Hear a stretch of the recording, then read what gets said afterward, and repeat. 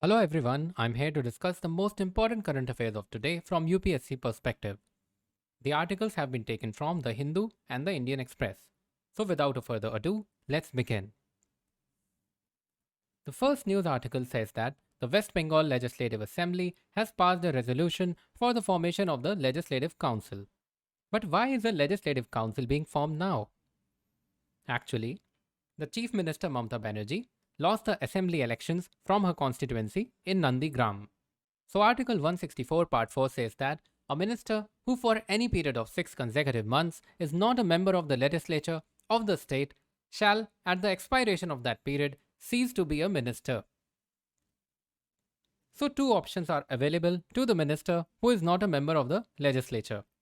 The minister either contests by-poll elections or gets himself or herself nominated to the Legislative Council. In the Legislative Council, 1/6 of the members are nominated by the governor. So the options before Mamata Banerjee are either to request the election commissioner to conduct by-polls, but that would be difficult given the pandemic. Or the other option would be to form a Legislative Council since the West Bengal is a unicameral legislature. Let us look at Article 169 of the Indian Constitution and why it is relevant to the issue of West Bengal. So Article 169 is related to the creation of Legislative Council in a state.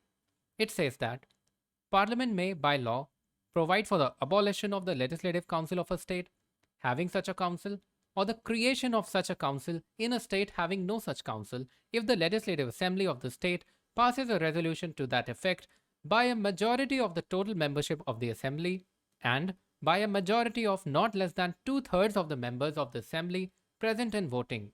The next article talks about the reshuffling of governors across various states. So from the UPSC perspective, let us read about the appointment, tenure and removal of the governor of a state. The governor's appointment, his powers and everything related to the office of the governor has been discussed under Article 153 to Article 162 of the Indian Constitution. The governor has a dual role. He is the constitutional head of the state, bound by the advice of his Council of Ministers. Also, he functions as a vital link between the union government and the state government. Article 153 says that there shall be a governor for each state. One person can be appointed as a governor for 2 or more states. A governor must be a citizen of India, be at least 35 years of age, not be a member of either house of the parliament or house of the state legislature, not hold any office of profit. The governor is appointed by the President of India. He cannot be a member of the Lok Sabha or Rajya Sabha.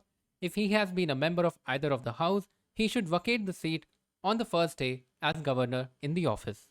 The office of the governor is not a part of the union executive. The governor doesn't serve the union government and neither is subordinate to it. The term of the governor's office is normally 5 years, but it can be terminated earlier by the following methods. Dismissal by the President on the advice of the Council of Ministers headed by the Prime Minister of the country.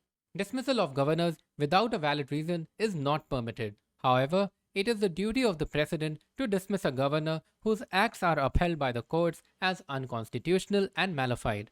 The governor can also resign from his post. He tenders his resignation to the person who appoints him, that is, the President. An interregnum is not allowed. That means there is no gap in the office of the governor because it is very important. So if the governor has exceeded his term, he will remain in the office until the new governor assumes the charge. On President's discretion, the Chief Justice of the High Court of the concerned state can also be appointed as the governor on a temporary basis when and how the President thinks fit.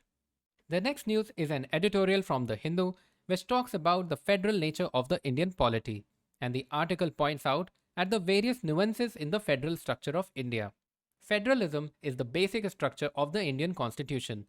The Indian federal structure is based on the Canadian model, where there is a strong center with states that are autonomous in their own spheres. The matters of the land are divided into 3 lists, that is the union, state, and concurrent lists. Thus, in various matters, the states have their own authority, just like the union, while some matters in the concurrent list are common among them all. So is federalism mentioned in the preamble? The answer is no. This is the preamble of India. You can take a screenshot. As a UPSC aspirant, you must also remember it. So federalism is not mentioned in the preamble. Nuances in the federal structure. The GST, as mentioned in the article, is an infringement of the federal structure as it curbs the right of the states to collect various taxes. The GST compensation, which was to be remitted by the center to the states annually for 5 years from July 2017 to July 2022 at 14% per annum increasing rate per year, was mired into controversies once the center asked to give the compensation as a loan. The schemes like One Nation, One Ration, One Nation, One Market, One Nation, One Grid, etc. make a good case for a mass electoral appeal, as said in the article, but any call for federalism can be vilified as being anti-development and anti-national. The states too are hypocritic at many times. They too have overstepped the line of decentralization. The article mentions that nowadays the states follow this motto, federalism for me, but not for thee. The article goes on to point out the various divides among the states. It mentions that there is a clear distinction between the performance of the north and northeastern states and the west and southern Indian states on various performance indices, where the southern and the western counterparts do far better than the northern and eastern states.